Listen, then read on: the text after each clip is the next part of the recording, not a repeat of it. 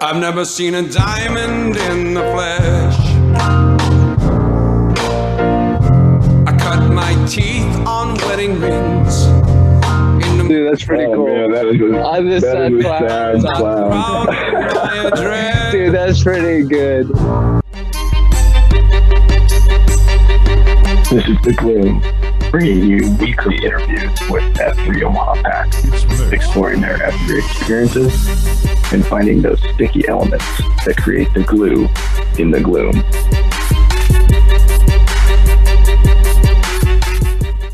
We got Pony Express, this is the Plague, and we got our buddy Wentworth on the call. Who EH'd you, how long you been in F3, and where does your name come from? So if you don't mind kicking us off with that. Sure, no problem. Firewalker is the guy who EH'd me, and we worked together for about 12 years. And I was doing some CrossFit and some other stuff before that, and I had tried to bring him out to some of the boot camps and some of the things we had done before, and he had zero interest at all. So it's kind of ironic that he was the one who EH'd me into F3, and started with a Murph at the district for Labor Day. So I think I showed up for the 7 o'clock Murph, and he had already done the 6 o'clock Murph, so this was his second one of the day. And then my nickname, similar to other guys in the middle of the circle, went to Creighton, 3 kids, married, all that stuff. No nicknames came from that, shockingly. And then talked about CrossFit a little bit, and then said that I work in financial services at Emeritus, and then that's when Khaki said JG Wentworth. So I've shortened JG Wentworth just to Wentworth, and then Wentworth gets shortened to just Went, and the big W always comes out. So yeah, that's the nickname story there. So it's about almost 2 years. So in about 3 months, it'll be my 2 year.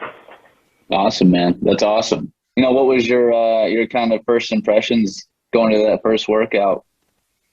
Yeah, I thought it was hard. I'd done a Murph before in CrossFit, and it was a little different when I did it there. But yeah, I liked it, liked the guys.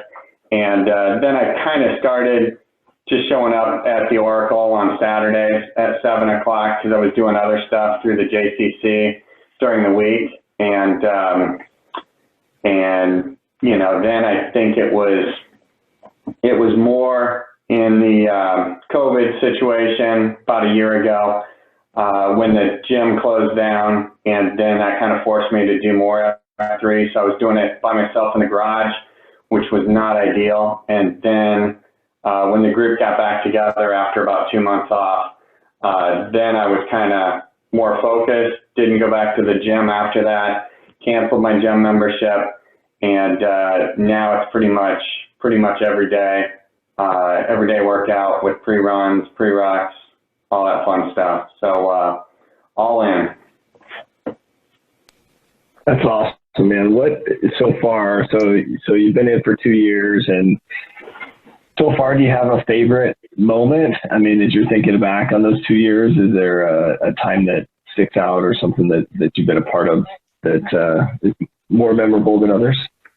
I'd say there's a lot of workouts that stand out, but it's probably my Shield Block group, and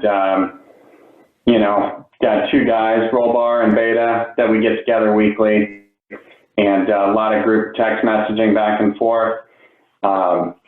Also some other guys that I'm really close with now. So I would say the friendships is probably what stuck out the most.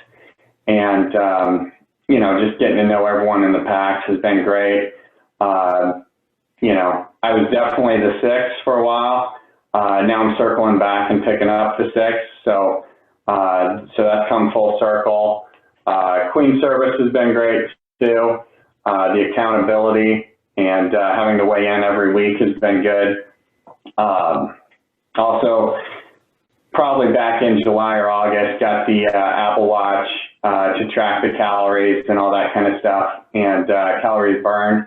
So you can see some of the workouts, you know, you're maybe burning 500 calories. Other workouts, you might be burning 600-700 calories. So that's always kind of interesting, looking at your heart rate and those kind of things, you know, tracking your mileage, that kind of stuff, which I'd never done before. So that's been kind of interesting to look at it and to look over, you know, month over month, how many workouts and how many calories and those kind of things. And then I'm tracking my calories for the Queen service too with MyFitnessPal app.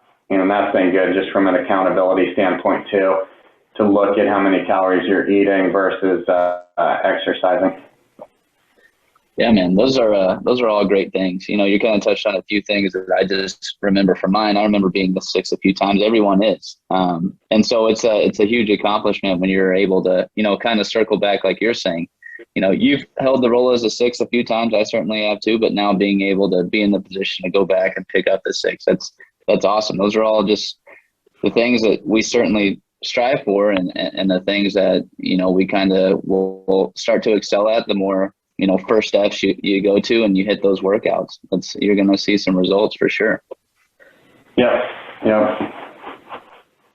What, so Wentworth, you mentioned, so first F, it sounds like you're accelerating and you've got some stuff going on from a physical fitness, from, you know, talk about the king and the queen. You also mentioned though a couple like second and third F things. And we want to give you a chance to talk through your role as the third FQ, but I did want to pause. You mentioned something there, and you know, one of the reasons for doing this podcast is getting guys to know each other, but also like just promoting some of the second and third F opportunities. But you mentioned a little something in there, and I hope guys caught it, where you said your Shield Lock group and pretty intentional weekly time that you have with specific guys, you know. And I think just curious your thoughts on how has that small piece of you know, everything helped with that, and then maybe lead us into some discussion too on your role as third F and kind of that third F in general, what's going on there.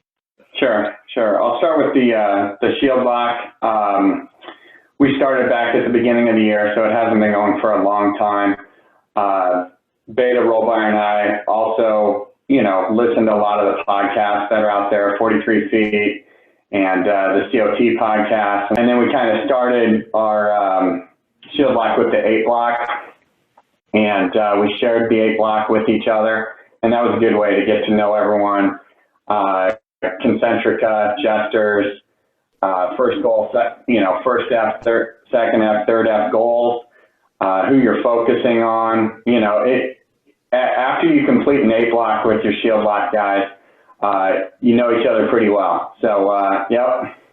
So, I think the 8 block is a great way to start the Shield Lock, and then just trying to be intentional and get together every week. Some weeks it's not possible, but that's our goal, is to get together once a week, have some coffee, catch up, and go from there, and to hold each other accountable too. So, you know, if we shared some of our gestures, then it's out there, and it gives us a chance to ask, you know, how are you doing with your gesture? How you doing with your goals, that kind of thing. So sometimes we've got to check each other too, be the guardrails, and you know, like if someone's maybe going off course, keep them focused and say, you know, where is that in your concentrica? Because if you're making all these decisions over here and your concentrica is your wife and your kids, you know, you're kind of calling them out and saying, you know, maybe you need to think about that, and maybe not, you know, do this or do this, but find a way to maybe do some of the first step and incorporate the kids, incorporate the M too. I think that's a good way to do it. Switching gears to the third F. Real quick. Yeah. Sorry, real quick, Wentworth, before you go on, so I'm really impressed. I just love all of the things that you mentioned there. But I know Pony is one of those guys who just is refusing to read the F3 content, so he doesn't know. So I am convinced that this podcast was designed by Plague to show me my lack of knowledge and highlight that and to kind of push me in that direction. So it is great to hear those things. They are foreign words to me, have you mind it. And, you know, some of the listeners, they may be foreign to them as well. So maybe you could talk through, like, just briefly what that 8 block is, maybe for me, Sure. and then maybe for anyone else that probably hasn't heard that before. Yeah. I would just add real quick the other question, because this is hard. So the structure that you've described is like, that's an ideal state. And honestly, I'm envious of that, you know. And so I think just like, what's so awkward sometimes for guys is how do you initiate that relationship? You know, how do you like go to another guy and say, let's do an 8, you know, like talk us through like what's an 8 block and how did you guys even begin down that path? Yeah. So, I think a lot of it came from the podcast and, you know, the Q source and some of those things. So the Q source, Pony, for those of you who don't know, is the is the book that's written by Dredd, and it's got an interesting number system to it, but it just kind of walks you through and gets into more details than the Free to Lead book. I started with the Free to Lead book. Rollbar had actually given me a copy of the Free to Lead book, and I've since given it to someone else. So I think a lot of our connection with the Shield Lock has come from rucking. So we're part of the rucking crew. So we ruck together for an hour every Saturday, Oscar Mike group. So, in doing the rucks, we have a lot of chance to talk, more so than in a beatdown or in a pre-run. So our relationships kind of stemmed from the ruck. Then when it was like Halloween time, I'd been at the Halloween beatdown the year before, so I kind of knew about the group costumes and things. So we did a group costume together, and then it just kind of developed from there. A lot of texting and things like that. And then I think it was one of the podcasts talked about a shield lock and the importance of a shield lock, and then we kind of took that. And then I think we were listening to another podcast, one of the weekly podcasts that talked about the 8 block. And I would probably punt to the if you just Google the 8 block, F3 8 block, and they do a better job of covering it than I could. But it's simply just taking a sheet of paper, folding it twice.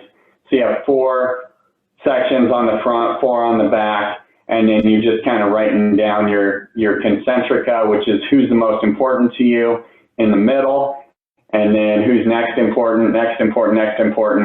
And it's pretty revealing to do that, and then to list out your goals and who your focus is, and maybe if you have some mentors or if you have some mentees, and adjusters is the things that stumble you. So, you know, if you have an issue with drugs or with alcohol or with pornography or, you know, any number of things out there, you know, it's your chance to put those on paper, to be held accountable to those, and to share those with your shield lock. So there's definitely some things you may not feel comfortable sharing with 20, 30 guys at a workout, but there's, you know, I think the importance of the shield lock is it gives you a smaller group of guys, whether it's 3 or 4 or 5, and gives you an opportunity to get to know them.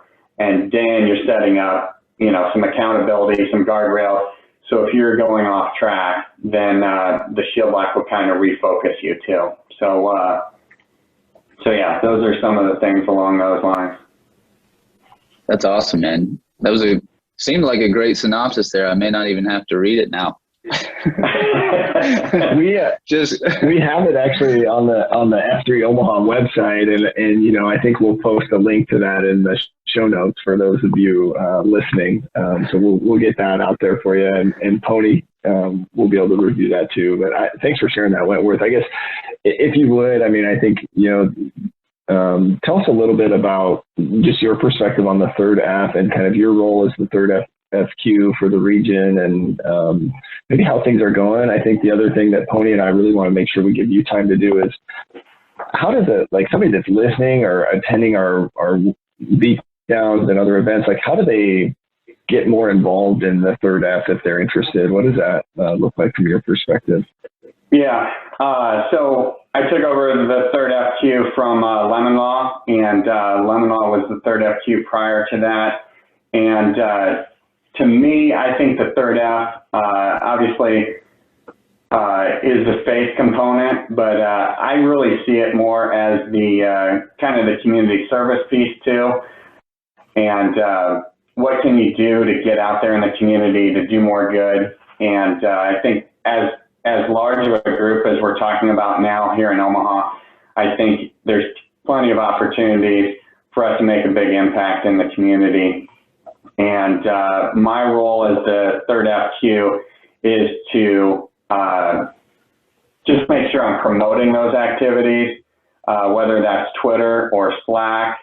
And, you know, some of it has been just getting to know some of the different organizations. So, you know, if Pony's real passionate about blood drives, for example, and, you know, the Nebraska Community Blood Bank, and wants to do a blood drive next Friday, you know, then, you know, I think that's a great thing. Free to lead for sure, but it's my role to promote that and to make sure that, you know, guys are buying into it.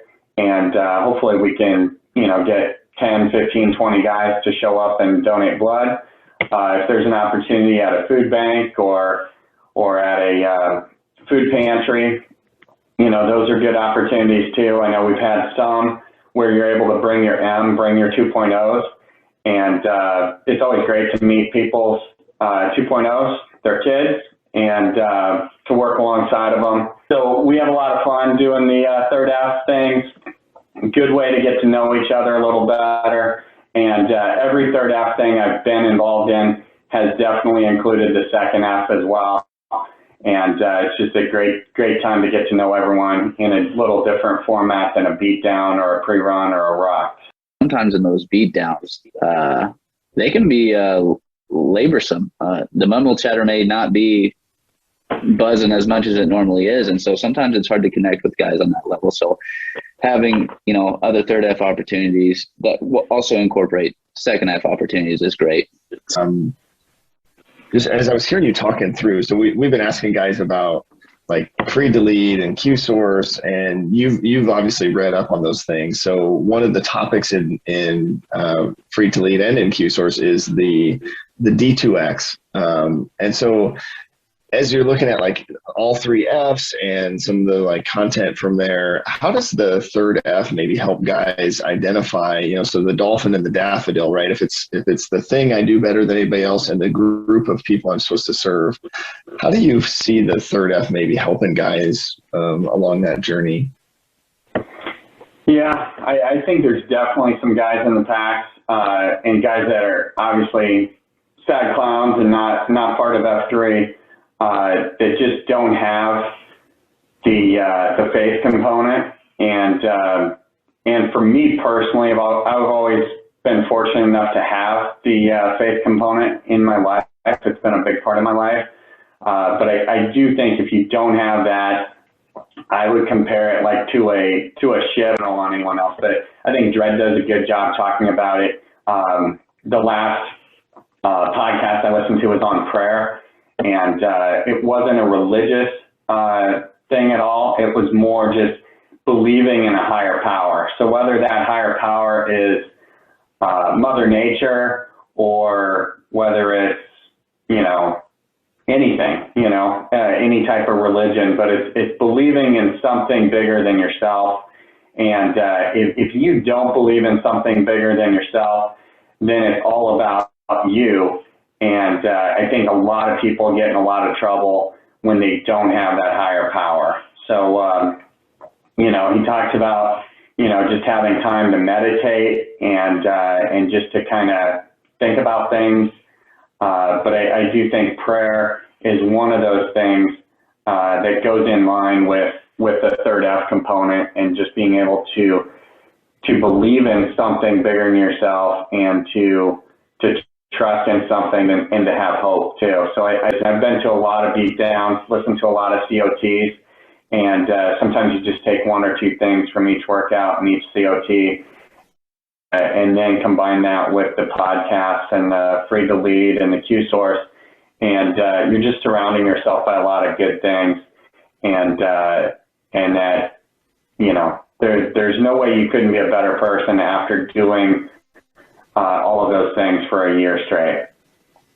Yeah, no, absolutely. And you kind of hit on something that's been hitting pretty hard across the country. You know, COVID's obviously been an issue. That's something that we've had to adapt to over the past year. You know, and I really commend Lemon on his former service and Greek Freak as well, because in those times, you know, workouts were pretty limited. And so we needed to see an increase in that third F component, because obviously second half opportunities were going down as well, at least in person. So, you know, for them to start the Bible study on Tuesday mornings, although it was virtually, was awesome. You know, and as we're kind of hopefully on the horizon of, you know, getting back to some form of normalcy, you know, you've done a great job of promoting third F events for us. And I'm super grateful for your leadership here. And I just wanted to take a quick moment to thank them and to thank you as well for everything you're doing. It's awesome. It's going to be a huge relief for the guys. And like you're saying, when that first F is no longer there, the guys that don't have that third F or second F component can really, you know, they can really suffer. So super grateful there. You know, what was the glue for you? Yeah, I would say it's the friendships, and then the other thing that we talk about is the FOMO. So the fear of missing out, and when you look at the name-oramas, you look at the backlash, you know, there are some times you look at it and you're like, man, I wish I would have been at that workout. Or you know, the problem now is there's 4 or 5 workouts going on each day. So even if you're at a workout, there's still 3 other workouts that you can't be at the same time. So for me, I would say it's the FOMO and just being with the guys and then hanging out for coffee afterwards. One of the questions is, what's your least favorite exercise? So of all the exercises, what's your least favorite? I would probably, a year ago, I would have said burpees, but I think plague is rubbing off on me, and I've embraced it. And when I cue, I almost always have burpees in my workout. Today we did burpees over the wall at heavy, which, you know, a regular burpee, you just want to make it a little harder, a little worse. Turk and burps were pretty brutal. So, but I would say my worst is probably, I would say the Bernie Sanders going up a hill is probably one of the worst things that I do. And then I've had that in combination with monkey humpers at the top of the hill. And then by the time you do a few rounds of that, you can barely walk. So Bernie Sanders combined with monkey humpers, top of the hill, is probably going to be on my list. But I've embraced the burpees, so they've gone from my least favorite to my favorite at this point in time. You know, that is a trend, and now we're collecting data to actually prove that most guys eventually like burpees. So I'm happy to be able to say that. The last question here is really just you know, that you know, remember yourself as a new guy, thinking back to all the new guys that maybe you have brought along, and what's that one piece of like advice or encouragement that you would give to an FNG, a friendly new guy who attends a workout today? What would you tell him if you had his ear for a moment?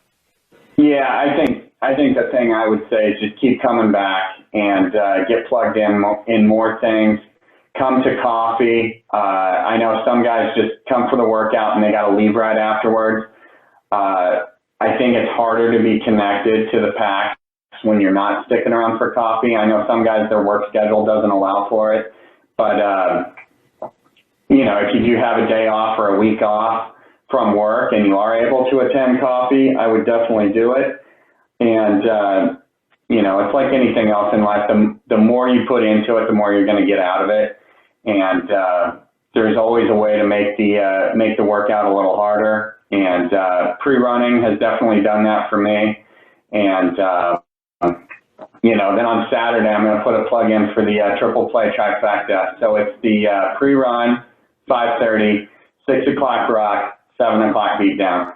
So every Saturday, 2.5 hours, join me wherever Oscar Mike is. That's where we'll be doing the triple play trifecta. So that's a plug for that. And it's free. That's an awesome plug, followed by one of the greatest statements a man could ever hear. It's free. Yep. Just know I will not be there, but I do encourage you, brother, and I wish you the best of luck. Maybe Plague will drag me out some Saturday. I'm sure he'll guilt trip me into coming sometime. Yeah, Plague has not done the triple play trifecta yet, so we're still waiting for Plague to make an appearance there at all three. But he does usually the 5 o'clock and the 6 o'clock. But someday he'll probably join us for the triple play. Man, now that it's out in public that challenge is out there, I don't know that I can turn you down now. Exactly. That's what you did there. I like it. Okay. Awesome, guys. Awesome. Well, Wentworth, we are certainly very thankful of your time. One of the last things that we do to close it out, if you could kind of just give us the old name-orama. Name-orama. Scout Tag 46, Wentworth. Wentworth. Thanks, Wentworth. buddy. Nice job.